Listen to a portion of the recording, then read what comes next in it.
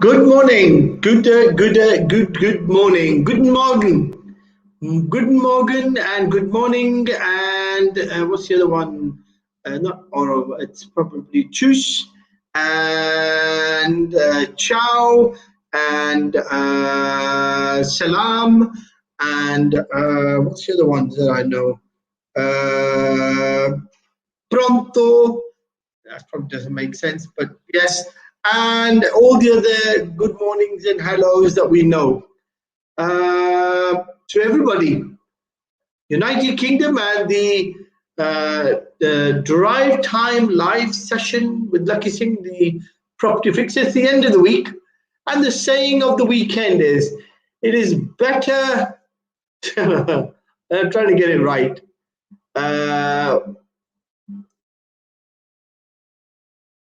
got it.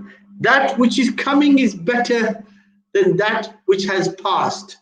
And if we look at that as a saying, inspirational saying, we're trying in our very humble effort to get people to think positive about future after COVID and lockdown, because we're nearly there, I think. We're nearly there. We're nearly at the end of this difficult period, I think.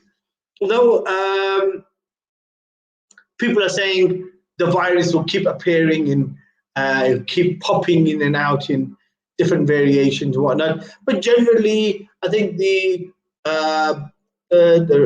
matter of the virus, matter of being vaccinated, matter of being protected, the matter of communications and trans world flight and travel and the holiday and the travel industry, it seems to be coming to the end of its uncertainty. But we don't know. We don't know, but we'll just try our humble best to keep people motivated. So that which is coming is better than that which has gone. But it doesn't mean to say that we don't draw lessons for that which was gone. So we have gone into a serious rewriting of the way that business is done in the world. And I can say from personal knowledge, I've got some very dear friends that are in the education sector and in other sectors as well, who are now redefining the way children are taught. Did you ever imagine children would be taught online? It's probably something you do on a, one of those short courses or certifications like Microsoft does. You wouldn't be expected to be doing your main course education online, but yes, that is what happens. Lesson planning and so many other things, revolving around the way children are taught has changed. It doesn't take away from the fact that human interaction is very important in learning. But nevertheless, as we say, it's important to look forward to what's going to come up rather than keep worrying about that which has passed, although we must take lessons from it. And we continue with the topic. It's part 3, is that right? It's part 3 of how an investor can become a millionaire by buying properties from LPA receivers. Now, we've gone through the process of trying to understand what LPA receivers are, what their powers are, why is there this draconian law embedded in all the mortgage terms and conditions. Isn't it a bit outdated? Why hasn't it not been revised? Why has there not been any provisions made to update this particular law that's more than just under, I think, 98 years old? Long time for a law to be enforced, especially as properties and the way we buy properties has changed. So we're going to go into further details about the LPA and the LPA receivers and the various quirks about the LPA receivers, the way they're appointed, the way they act, the way they use their powers, and in some cases abuse their powers, or to a certain extent abuse the trust that they have upon the mortgagors as their agents. Now, there's a big confusion about what that means, and we're going to go into that details in that. But we've got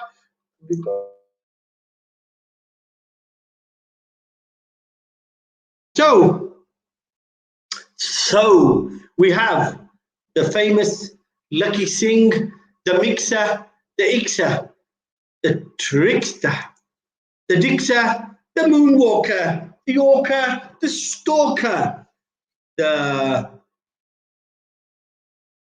what rhymes with stalker? Probably the stork. He's 6'4", so he's like a stork. The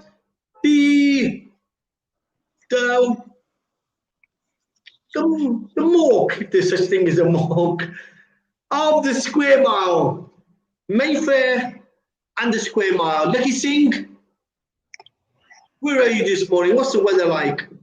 Is it sunshine or is it rain wherever you are? Are you in the square mile? Are you making moves? Are you moonwalking in Mayfair, in the heart of Mayfair, Berkeley Square, where it all happens? What are you doing, sir? Yeah, it's quite a nice cold day today. It's about 15 degrees, and I'm in London today. Yes. Excellent, sir. So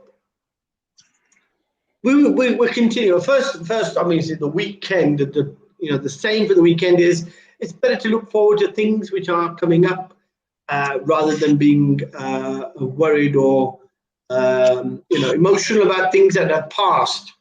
And I agree with that, because if those things that passed were not also good, they were a bit traumatic, it's probably a good thing to let go of the past. But at the same time, it's good to learn from the past. You're a man who's gone through many traumas, many cycles in your life. So what do you say to that? Do you agree with that? It's better to look forward to things that are coming up rather than worrying about things that have passed?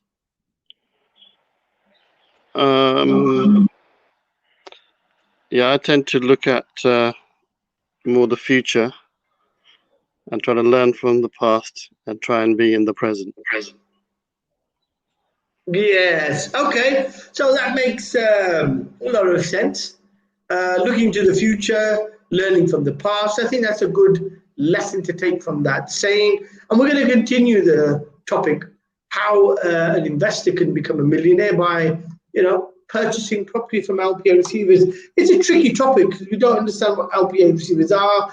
It hasn't come to the fore at the moment because it's all, like you said, there's a word you use, it's all under the radar. It's being done subversively, and we're not hearing about it in the press, and there's reasons for that. But we'll go into that later on the topic. But before we continue, I want to invite in the lovely Deborah Sophia. Deborah, how are you? Deborah, you have been away from us for a while. How are you doing during the last tail end of the lockdown? How's life? What have you been doing? What have I been doing? It's been really busy, actually, VJ Sal.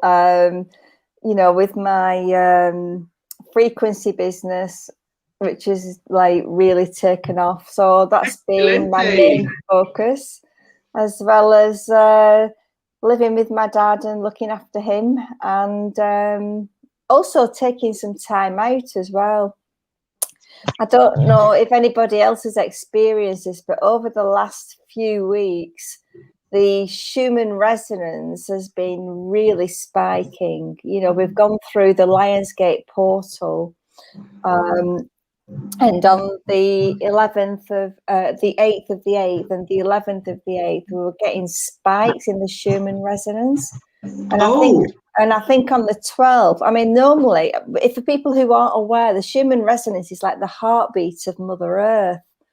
and it's normally round about 7.56 hertz, round about that level. But it went up to 80. And 80, 80, 80, yeah, 10 times the amount. Yeah, absolutely off the scale. And I don't know if anybody else has been experiencing this, but I've needed to take some time out energetically. Wow. You know, we're going through these huge shifts in consciousness as this light is pouring into the planet. And if you just monitor the Schumann resonance, you can do that. There's online, the Russians have equipment for monitoring it and produce graphs and things like that. And I'm on a Telegram group. And so whenever I'm feeling absolutely wiped out, I go and have a look on there and then, well, that explains it. Because some people otherwise might think that there's something wrong with them, but it's not. It's really important that we just take some time to ride the waves and allow ourselves to be outside and to absorb these light codes that are coming in from the universe. Is it from the universe, or is it a local energy stream, like a plug that's been switched on by someone? Lakhi Singh, I'm not gonna ask that from Deborah because I want to know what Lakhi Singh thinks about. Have you been feeling the energy burst, or have you been feeling exhausted? Have you been feeling slightly different? You felt you were ill, but you're not really ill? Yeah, I think for the last about 10 days, been feeling like really, really tired out. How can you be tired? You're from the planet Krypton. You're wearing those red tights, aren't you? And the big fixes are on your chest with the lovely little cloak and your turban on. There's some things even the fixer can't fix, which is the universe. And the universe.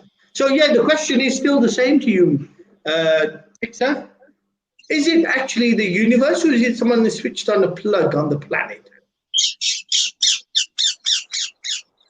How did you make that noise, Lakhi Singh? I like that. The ventriloquism as well as speaking to us. A bit like Mr. Pertwee, John Pertwee. Can you make those sounds again? Can you make that birdie sound again, Mr. Singh? Tweet, tweet. Probably the Asian version of John Pertwee. Is that right? Do you know who John Pertwee was, Lakhi Singh? I can imagine, yeah. Well, who was he then? He was well known for his bird noises. That's right. A man who I think was about 70 or 80 different bird noises he could make. Not all at the same time, obviously, but individually. So yeah, Lakhi Singh, what do you say? Is it the energy of the universe, or has someone switched a plug on the planet? Well, there's lots of theories about what's going on. I think there's a slow enablement of 5G technology, which has it's a very intense energy, which I think a lot of people are saying that affects them potentially. But because we don't really know exactly when certain masks are being resurrected locally to people, or where they're being done, or how it's being orchestrated globally, I think there may be a combination of those two things. If you've got a combo of spikes from the universe and you got a combo of man-made tech, then you're probably going to feel that 20 times the sort of lowing of energy, I suppose. But I'm not an expert. Okay, I'm going to come back to Deborah because I think your switch has been pulled and you're not quite clear about it. So I'm going to ask Deborah. Deborah, is it somebody who's plugged in something in the planet, or is it actually coming from the universe? Lakhi mentioned, there's testing going on, but what do you say? What is it? Well, the Schumann resonance is like planetary. The spikes that are affecting the Schumann resonance are coming in from, the galactic sun, from the universe. And the Earth is going through an ascension process. And when it's doing that, it's raising its frequency, and this is why it's moving from, why we're getting these spikes, because we're all going through this ascension process, whether we're aware of it or not. But I think there's also the combination of the man-made stuff in there, like for people that are in the 5G areas, well, that is bound to affect them. You know, the frequencies that are emitted from those signals. You know, I know I've seen people going around with EMF monitors, and you know, you can actually measure the electromagnetic current. Yeah, you can buy them on Amazon and places like that. So you can actually measure the level of the electromagnetic current that's flying around outside. Yeah, that's right. Wow. And you can also, have you seen? I personally haven't, but I've seen videos of people who are doing you know, that type of thing. But you can also use them in your home as well, because like electromagnetic frequencies are really harmful to the cell structure of the body. And so like I was recently advised that if you've got these wireless handsets at home, you know, like the wireless cordless phones, those give off a lot of electromagnetic frequencies, and they were saying you're better to get rid of those and have the old-fashioned ones. Do you remember the ones that we used to plug into the wall? The wire, the extra long wire. Yes. Yeah, those are a lot better health-wise. Wow, everything. So if you look at it, if you put it on, I mean, I remember when I used to get on the tube back in the day. That's when the tube used to run on pure coal, if it ever did. But yeah, I'm talking about back in the day when I used to get on the tube. I actually used to feel an energy drain because the tube runs purely on the electric, and I used to feel an energy drain on my body because I could feel the fact I was in that intense electric energy of the tube train. I don't know. I mean, because we're not scientists, we don't know. But as humans, sometimes we get to a point where we can feel our bodies. We actually understand that there's something going on with the body, which is not about going old or being exhausted because you've been running all day or you've been working hard. It is something external. We know that there's something that's not quite right. Yeah. Okay. Before we go, we totally get immersed into this topic. I'm just going to round this topic off with, I had a conversation with somebody who isn't that learned, a bit of a basic guy. Said to him, look, there's a video YouTube of, it's a while ago, it's a good, 5-10 years old, where you've got this gentleman who puts 3 mobile phones, the good old Nokia mobile phone in front of, facing each other on a table. So the head of the phone all in one direction, pointing to the center, and they have about 4 or 5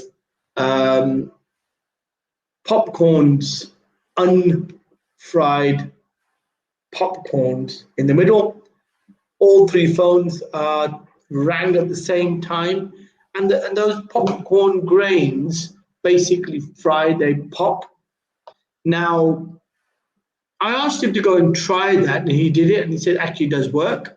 I said, okay, now that you understand, that's how dangerous microwaves are. Because he just knows a microwave by the fact it's an oven, doesn't actually know how it works. So I said, can you imagine if I made one which was a human size, would you go and sit in? He goes, no way. I said, why? Because I know it's going to fry me. I said, okay. So what you're doing is, you're frying yourself in little bits.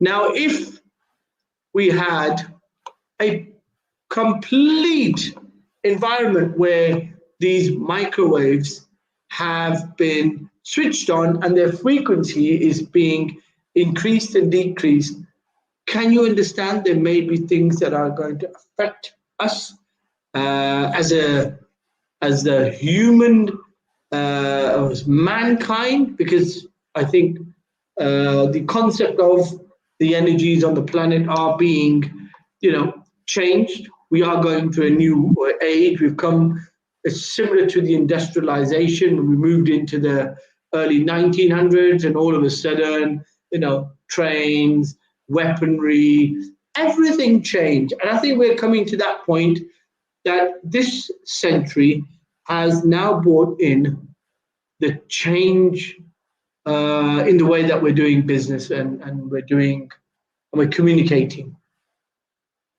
So if we just hold that as a thought and think about that and really absorb that point, think maybe there are things that are going to, change our energy. I think the advice that Deborah gives is excellent. We need to just chillax a bit, take time out, let our body energy catch up with the external energy.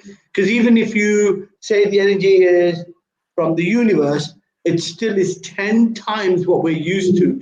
Can you imagine sitting in an environment where you've got 10 times the energy you're used to? Something is going to happen, whether it's positive or negative. We're not going into that conversation. Surely your metaphysical side is going to need time to adjust. Just like you go into a sauna room, Lakhi, when you're chilling out in one of your private health clubs. Do you agree, Lakhi Singh, with that?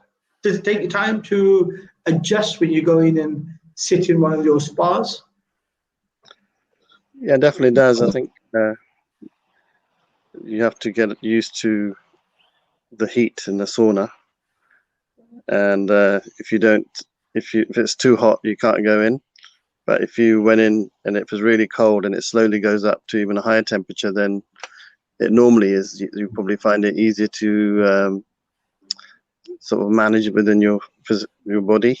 So yeah, I agree. I think body takes time to absorb. It's like it's got its own sort of modulation, isn't it? In terms of modulates. That's right. Yeah. Can you imagine living in a sauna permanently? What you would be doing? You'd be little shrunken little man. You go from 6'4" to about 4'4". You lose 2 feet. It's probably a bit like living in the Sahara or something, I suppose. That's probably the closest to. That's right. Right. Okay. So we've covered this element of the new wave, the old. We're taking from the old. We're going to pass it on to the new. And obviously, take best practice from the difficult times we've gone in. And I think the government's taking lessons from the best practice of what they've had to develop as this universal energy takes us over. They've had to design lots of different ways for us to travel and vaccinate us, because they just want to protect us. We want to make sure we're safe. We don't get a virus. We don't get caught up with this energy from the universe. 10 times, it's quite shocking. Anyhow, so talking about another virus, the LPA receivers, Lakhi, a virus you're more familiar with, one that you can't vaccinate, but you can surely terminate it if you have the knowledge. Do you agree with that, sir? Yeah, I think the analogy I give to a lot of people is if you've got let's say, a Rolls-Royce car and you need it fixed, you wouldn't really take it to your local garage because they're not really going to have the wherewithal to fix it. So you've got to take it to people that know how to deal with a complex matter like that, who experience in dealing with those type of things. So the same way, as an organization, we've dealt with every type of issue around LPA receivership that exists. And I think just for fact's sake, I think a lot of people may not know what LPA receivers are. I think we should always repeat that for each show. So it stands for the Law of Property Act 1925. Wow, 1925, 98 years ago, a law that was derived and hasn't been rehashed, repurposed, improved, or rewritten. Is that right, Lakhi Singh? That's right. It's law that's like very powerful, and it can turn people's lives on their heads, but yet it's little known, yet mass administered. So, Wow. I think it's quite a draconian law, which is very much focused in on letting the lender do whatever they want, pretty much, without having to really have any sort of real obligations to the borrower. So I think so in terms of it being a major issue, yes, it's very little known, but yet a major issue in terms of how it affects a lot of business people.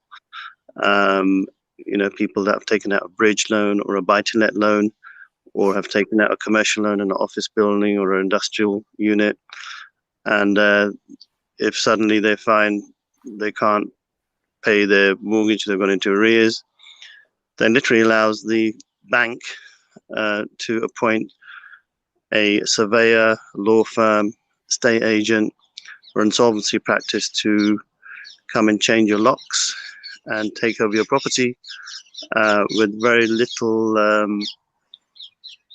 sort of comeback on them. And they've got the power of collecting rent and selling your property. And there's very little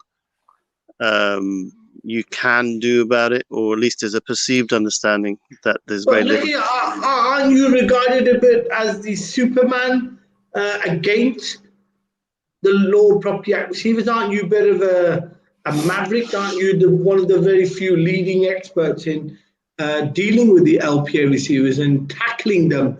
You're a bit of a Superman, aren't you? A bit of a superhero. Yeah, your point. Well, I suppose that's where I have to wear the red. Hero against the LPA receiver. Lakhi Singh, the property fixer, aren't you? Isn't that what people could regard you as?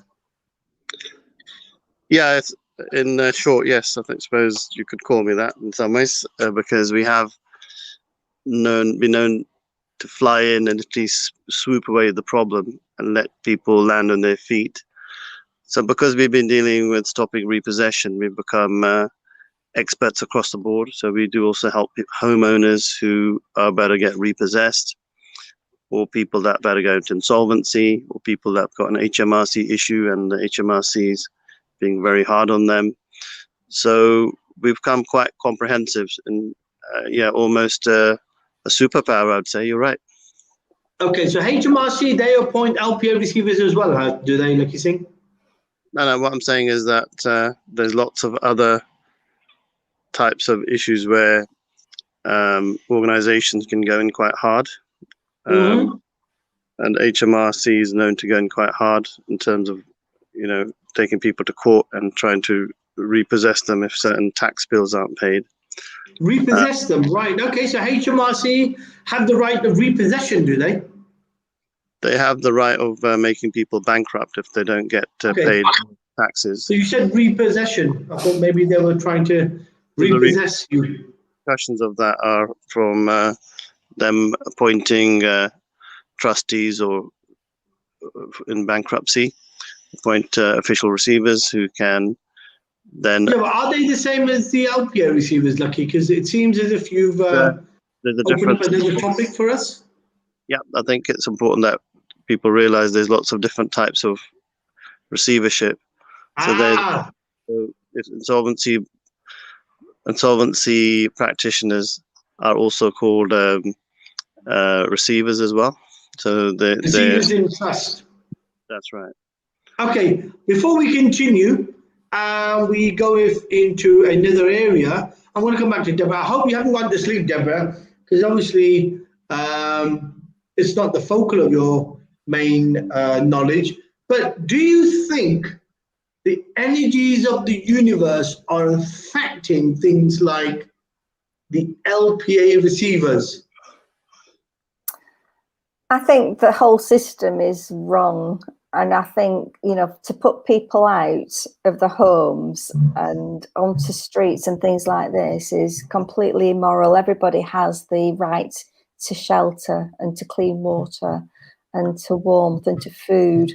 and the systems that we have at the moment need to change. They've got to crumble. We've got to have new things coming in. Wow. What a big statement. And I think what you're saying are one of the basic covenants for United Nations and the Human Rights Act. Is that right? Yeah. Deborah? Yes? Peaceful abode, access to clean drinking water, access to a peaceful life, and the right to education. I think these are the basic covenants, aren't they, of human existence. And when the system gets that big, then it becomes so commercial that it doesn't see people and their vulnerabilities. It seems like the system has to. Do you think this universal energy is going to come in and re-trigger that a disalignment from where we were once, when we used to have good values and and a caring society, where we became overly politically correct? I think we're already in that process. I think we're already in that process now. Sorry, there's a lot of feedback. In which sense, Deborah? How do you mean? I think, well, if you look at like the economy, I'm no expert in this, but, you know, I can see that the economy will need to change. You know, that we've got the financial system, which isn't sustainable. You know, like banks are printing money based on nothing, and that is going to have an impact on everything, you know. And so I think more people are becoming aware of the systems and realizing that they're not sustainable and that things have to change in order for us to create a new world where everybody has equality and these basic human rights. Wow. Okay. So, Lakhi Singh, LPA receivers, if you took them as a negative force, do you think the energies of the universe will rewrite the Law of Property Act 1925? Writing the Law of Property Act 1925 and make it more softer, make it more equitable, make it a bit more fairer for the mortgagors. I mean, if you look at the Law of Property Act in its essence, it basically allows the bank, the lender, to take control of your properties without going to court. Am I right in just having that basic understanding in the Law of Property Act? Yeah, I think, yes, that's right. I think it's, I don't think it's going to change, because the way the system is set up, it's very much geared towards the favors, in favor of commercialism, the monetary system, in terms of the banks. So technically, there's the way it's structured is that there's a 0% chance that the banks will lose out on anything. So will it change? Possibly, if you want to be optimistic.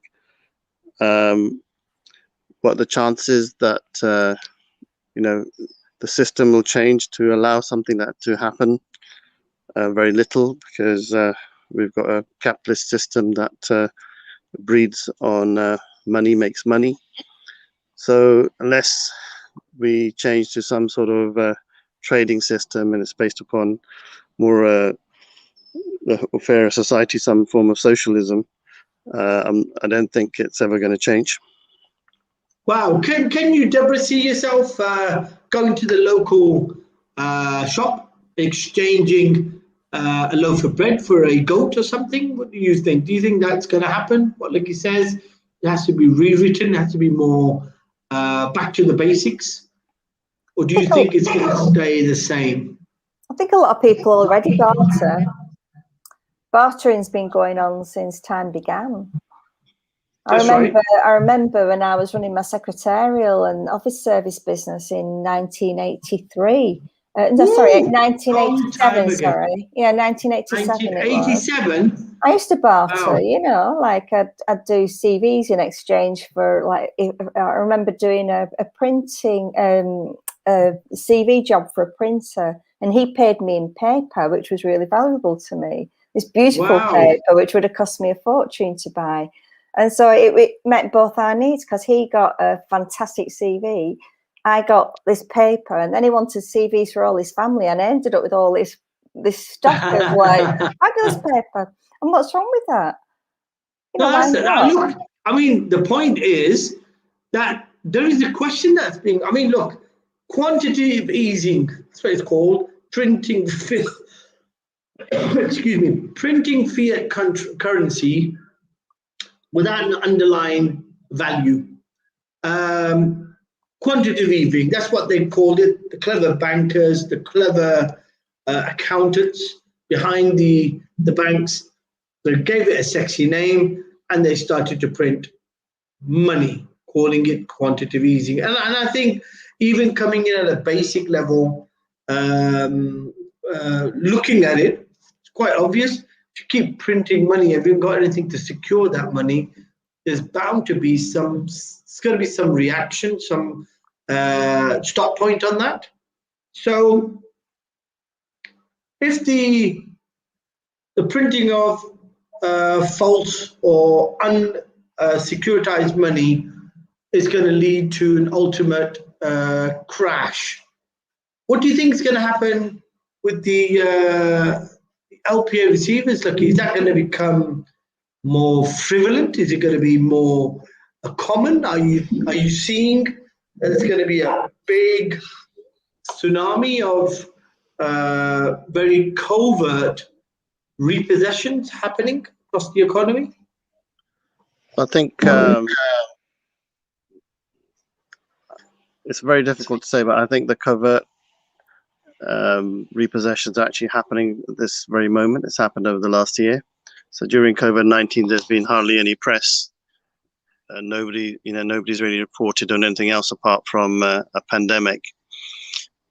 And now that we are in a position where there's lots of uncertainty in potential fall in the market or a crash in the market in the next 4 or 5 months, and furlough ends and bounce back, loans have got to be paid back. I think all the people that went out and bought their fancy cars and went out and also kept themselves going, I suppose, for their business as well, in reality as well, they're going to have to pay the money back. And I think whatever's happened is going to have people have to pay a price for it.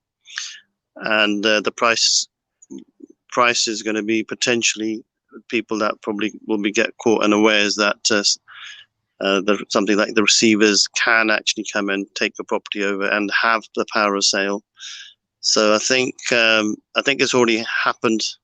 Majority has probably happened already underneath our noses, and I think there's possibly worse to come in terms of it becoming more prevalent when the property market tightens and furlough ends in September. Mm-hmm. Okay, so you see a big tsunami of the LPA receivers coming in to storm the country and take over lots of properties, unbeknown to the public, because remember, there is a clever reason for the Law Property Act 1925, and in particular, the receivers, the LPA receivers, and that is the repossession of a property or the taking over a property by an LPA receiver is not seen in the statutory books. So what do you have to say to that, Deborah? Do you know of an LPA? Do you know what an LPA receiver is? Have you ever heard of them? Do you know that they actually take over your property by stealth? They do not need a court order, and they take your property over, and that repossession is not registered anywhere, neither on the statutory books or anywhere else. Did you know that? I didn't know that. And I think it's absolutely outrageous that they have those powers to do that. I mean, my question is, like, when that happens, where do the people who are being evicted go? Are they out on the streets? It's very draconian. Do the council have a duty of care to find alternative accommodation? They will walk in, take control, and in the best case scenario, they may afford a month, maybe 2 months, to remain in the property, but ultimately they have the power of sale and they will evict to the extent that they threaten to change locks. But that you can't do that as a landlord. And it is, when we first came across it back in the day, when Lakhi Singh first was dealing with this problem of LPA receivers, it was just as shocking as seeing a road traffic camera. Just as shocking to see that our personal space to drive a vehicle how we wish, at whatever speed we wish, had become constricted by a speed camera. What do you drive, Deborah? I do. What did you feel when you first saw the first speed camera in your neck of the woods? I thought it was a complete invasion of rights. Your privacy, yeah, you're right. Privacy, yeah. That's right. It did feel very, it felt, it's like that feeling you got that you are now, your freedom is being taken away, that they're monitoring you everywhere now. Isn't that what you felt? VJ Sal, people don't realise that the freedoms have already been taken away once the birth certificate is registered. Wow. And people need to recognise that they are sovereign beings and to stand in their own power, and not to. We've got two systems that are running side by side. We have the legal system, we have the lawful system. And what you're talking about is the legal system, and you can operate outside that system, and you can investigate it. You know what I mean? I remember I got a parking ticket. There's a lot of feedback on the line there. Sorry, no, I can hear you clearly. Okay. Deborah? So I got a parking ticket way back when I came back from Peru. I think it was 2014, and I parked somewhere where I'd always been able to park all my life. And I came back, I parked in the exact same place. It didn't look any different to me, and I got a parking ticket. And I was like, I'm confused, and I didn't understand how. And so that sort of led me on a journey of investigating sovereignty. And just on the grounds of principle, I didn't pay this parking ticket. And I was threatened by bailiffs and they threatened to take my car away and things like this. But I did a lot of research, and I found out about the two systems. I found out about the straw man. I watched like a documentary series called Zeitgeist, which you can watch on YouTube. And that opened up my whole awareness. And now I stand firmly in my sovereign power. And wow. Okay. You're opening up a very interesting topic there. Lakhi Singh, could the topic of an individual being a sovereign to themselves, being an individual, that you have the right to your own freedom. I mean, it does come from it does stem from the basic principle of law. What was his name? What was the famous gentleman who created Parliament? What was his name? Who created what? Parliament. What was his name? Can't remember now. Created Parliament, to be honest. Wow, great for the British public there. Okay, there was a gentleman, Mr. X. We'll try and remember. Let's see who gets his name first. Whoever gets his name first will get a prize. So this gentleman basically enacted the law, and the law was habeas corpus, the right of an individual to defend themselves. That's what Deborah's talking about. And we got lost in translation because this was probably a bit of a misnomer, that the right of an individual to defend themselves stemmed over to law. And that's what Deborah's talking about, law which has been designed by a system that operates outside of the sovereignty of an individual, which is what the LPA receiver is, isn't it, Lakhi? Is not the LPA receiver a law unto themselves? Yeah, it's pretty much the same principle, which is that if you are bought, in fact, it's quite a similar system from a point of view of allowing it to take control, or having a psychology of actually understanding it for what it really is. And I suppose as an organization, we've understood it for what it really is. And so we know all the angles to free somebody off the draconian way the way it's enacted. So yeah, I would say it's a similar let's say thing in terms of how it's applied. It's a system that's people have a perception of, that they think they need to comply to. So a lot of people that actually fall under LPA receivership are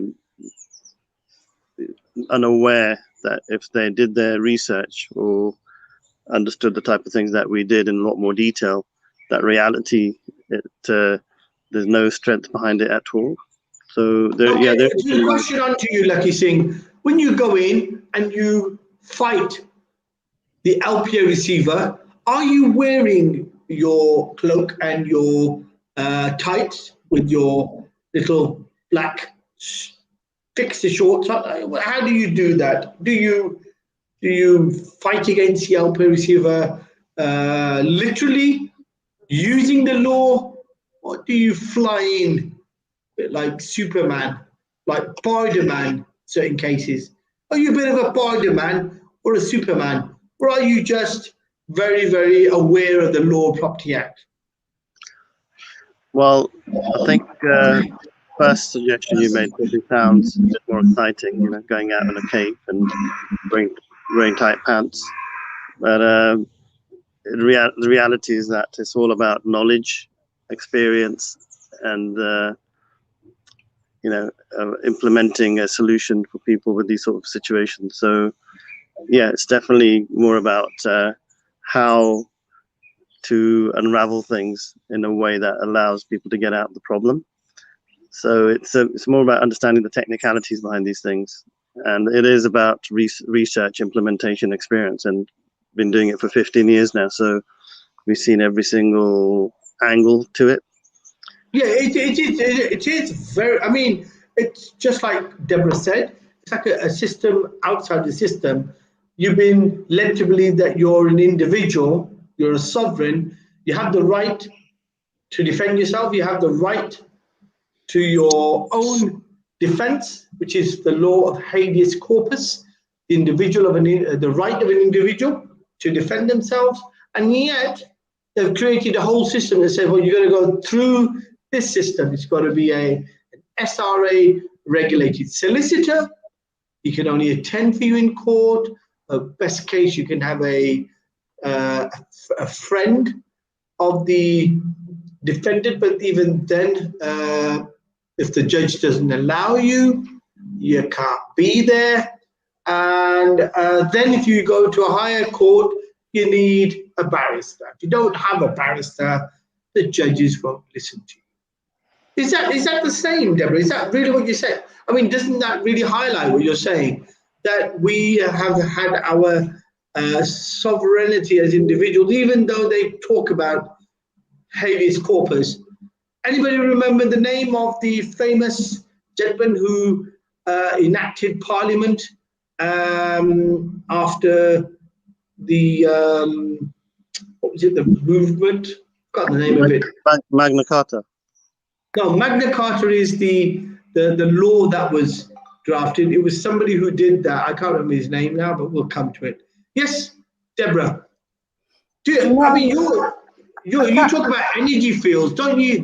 Isn't this all to do with the energy fields? There's a negative energy, there's a positive energy. The negative energy is actually governing us, and we're trying to stay positive. Yeah, spot on. Excellente, right. So this issue about becoming sovereign. So you've got a birth certificate. You are a subject of the state. You have been shackled. How do you break away? How do you break away from a lower property act to see if it says, right, you lost your right. Good morning. You've lost your right to dwell in this property because we've been appointed by the bank as an agent of the borrower. And we'll go into detail what that means. What is the agent of the borrower? And you need to sling your hook. We're now in control. You need to pay us your rentals or your mortgage until we decide what we want to do with the property. How do you fix that? How do you get out of being a slave to a system? How do you do that, Deborah? You have to do your research. You've got to really understand the terminology because they tie you up with words. The words, like spelling, is actually putting spells on people, right? Wow. Deborah, you learn a new thing every day, and look at it. This word has been under our noses for as long as we've been reading. Yeah. I'm only 32, but I mean, I'm sure Lakhi, what's your age now? It's about 54, is it now, Lakhi Singh? Spent about 22 years on us, me and Deborah. What do you say? Did you pick on the fact that spelling comes from the word spell, put a spell on you with words? Did you know that? I didn't know that, actually. That's a revelation. You understand? You learn a new thing. You know what, Deborah? I'm humble to you. Now, continue, please. I'm sorry for interrupting. Go on. So, I'm not in that situation because I've been home free now since for over 10 years. Right, I'm out of that system, if you will, of debt and being enslaved to that debt. So, if it was me, what I would be doing is I would be researching the difference between the legal system and the lawful system. I'd be investigating the straw man. I'd be investigating things like free man on the land and looking at how you can be sovereign and how you're tricked into contracts through words and through documents. Anytime you see anything that's in capitalization, that is being addressed to your straw man. It's not you as a sovereign person. And so we have actually two languages that are running side by side as well. So it goes a bit deep, we've got like, anytime you see something in capitals, it's a different language. It's called dog Latin. So when you're looking at forms, anything that's in a box, it's a different system and it's contracts. So all I would say is just do your research. And wow. Okay, there's a big like a big spotlight that's been shone on this topic. So do you think there's something there in what Deborah says, Lakhi, as another arrow or another weapon in your armory to use against the LPA receivers? Yeah, I mean, if you wanted to take it to the extreme in terms of what Deborah's saying, there is almost being sovereign. There is a way of writing off your mortgage debt altogether. Wow. Which pretty much disqualifies the fact that you were actually given a loan in the first place, which is actually a whole completely different ball game. And then technically all the debts that you've got, they're not real. Thomas Jefferson, that was his name. Is that right? Thomas Jefferson? The gentleman who enacted Parliament? I did some Google search, I couldn't find anything. So. Well, you're not as clever as me. Google is obviously slower than I am. Thomas Jefferson, sir. I'm sure that's right. Anybody can put us wide, please ring through. Okay, continue, yeah. So I think there are extreme ways of potentially just writing off your debt altogether, but that's a whole completely different way of thinking. And a lot of people resort to that, bit like Deborah did when it came to a parking fine, when they realized that all the debt and all this stuff, man-made documentation and legal documentation, is, you know, the foundation behind majority of it can't be implemented if you know the technicalities of how it's written, you know, what the context is. But 99.9% of people don't understand the context of how these documentations are derived. But that 0.1% or even less than that, they understand it, are now literally writing off mortgages. But all these things are done behind the scenes, and there's a what's the word when you've got a clause to keep your mouth shut? A gagging order. A gagging order, where that's right. Where then a lot of the banks actually settled out of court because they can't afford for anybody to really know that their paperwork is actually completely useless, and that the debts can be completely written off. Wow. So I think that would write off the matter of an LPA receiver, wouldn't it? Like you're having the rights. So is that a shorter way to get rid of an LPA receiver, or is that the longer way? Well, that can actually be a 6-month or a 2-year process of actually sort of deleting your debt altogether, and 99% of the time it can't be implemented if you're in receivership, because that's literally your property is being taken away in the next couple of days or weeks. But you need time and energy and understanding of that process to be able to do that. There are companies that are actually doing that out there at the moment, but it's not an easy thing to do. And I suppose once you do it, it's a little bit like once you're out of the system, then it's very difficult to come back in again. Because if you did want to get a mortgage again, or do you want to come back into the system and use credit, then you're in the system or you're out of the system. So it might be difficult to actually have it both ways. That's a problem. Wow.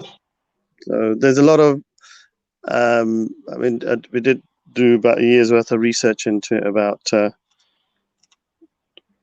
16 years ago, and sort of understood all the pros and cons of that. Okay, we're coming to the end of the topic. It's another topic that's very interesting.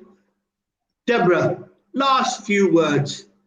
Do we look forward, or do we look backwards? Or if we look backwards, do we take solace, or do we take advice from the mistakes that have been made in the past 2 years, especially during lockdown?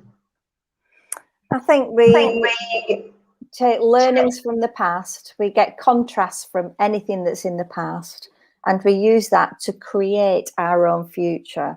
We need to design our own future and get very clear on what it is that we're creating and designing, and then we do that from the present moment.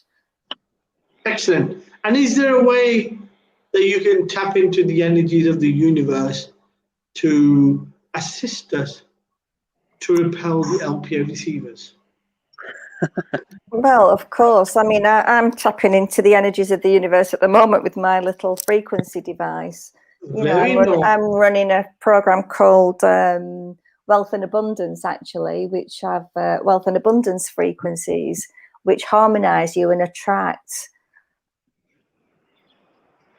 sheep and goats and stuff. If you want sheep and goats, tangible items that you can sell on to someone for a ribbon paper. Right, Lakhi Singh, what do you say to this? Are you taking heed of the past now, last 2 years? What are you learning for the future? Are you expecting lots of people to be knocking on the door, looking for advice as to how to disinstruct LPA receivers? And are you going to give them the benefit of your learning? Yeah, most definitely. I think we've got about 15 years of experience in dealing with receivers. So I think the more people we can help, the better. And I think we seem to be getting very busy actually with a lot of people coming in, lots of complex issues around LPA receivership by the day. So I think we're in a sort of same position where I'd probably wish for less business, because a lot of people wouldn't really want to be in the predicament. But it's just the way of the world. Fortunately, the worse it is, the more busier we are, and the more people we can help. So yeah. Okay. Thank you so much for your last words, Lakhi Singh. Can I just say, VJSL, can I just make a point that if people are in that situation, it's so important that they take action right away and not bury the head in the sand because of fear. And going to people like Lakhi and yourselves, you know, it means that they're shortcutting the learning curve. Exactly. And so it's so important that if you're in that situation, if you're watching this, take help from the experts. Don't try and do it on your own, and do it sooner rather than later, because the later you leave it, the worse it is. A wonderful bit of advice there from Deborah. Thank you so much. That was an intervention well worth it. Thank you so much. We will see you again on Friday. Lakhi Singh, the property fixer, and the Drive Time Live. Deborah, it's always a pleasure to have you on. We'll see you again soon. Take care. Lakhi Singh, the property